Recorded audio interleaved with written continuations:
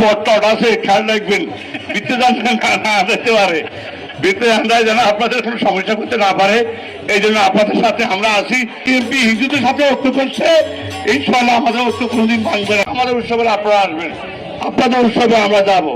কারণ এই যে সম্প্রদায় যারা রয়েছেন, আমরা মনে করি আপনার সংখ্যালঘু নয়, আপনার দেশের নাগরিক।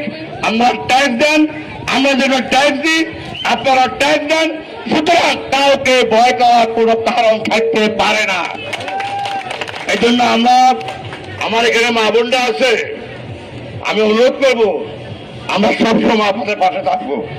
কারণ আমার মায়ের রক্ত যে আপনার গায়ের রক্ত সে একই রকমের। সুতরাং আপনারা তো আমাদের মা বোন।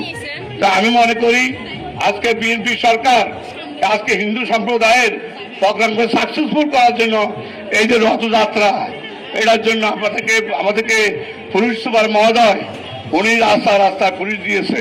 তবে কিছু বটটট আছে, খেয়াল রাখবেন, বিদ্যুৎ না যেতে পারে, বিদ্যুৎ যেন আপনাদের কোনো সমস্যা করতে না পারে।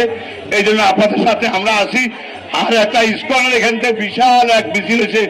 আমার এত মা বোনদের এই শহরের মধ্যে এত মা বোন আছে হিন্দু সম্প্রদায়ের, আমি জীবনে কোনো কল্পনা করি নাই। আজকে নিজের চোখে দেখলাম, এখানে আসি দেখলাম, ওই ইস্কন দেখলাম। এই যে মা বোনরা স্বেচ্ছা স্বতঃস্ফূর্ত ভাবে সবাই সাহস করে এই যে আজকে আমরা আসছেন, ইনশাআল্লাহ আগামী যে দুর্গাপূজা আসতেছে, এই দুর্গাপূজা উৎসবে আপনারা সবাই থাকবেন, আমরাও থাকবো ইনশাআল্লাহ আপনাদের পাশে।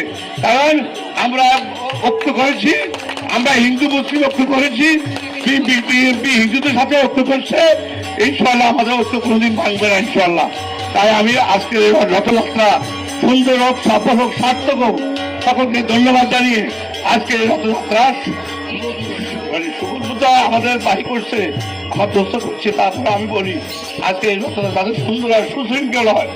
আর যারা ভলেন্টিয়ার আছে ভাই, তোমরা একটু খেয়াল রাখবে, যেহেতু আমাদের হিন্দু মধ্যে হিন্দু মধ্যে যুব যারা রয়েছে, তোমরা খেয়াল রাখবা যে কোনো রকম কোনো বিশৃঙ্খলা হয়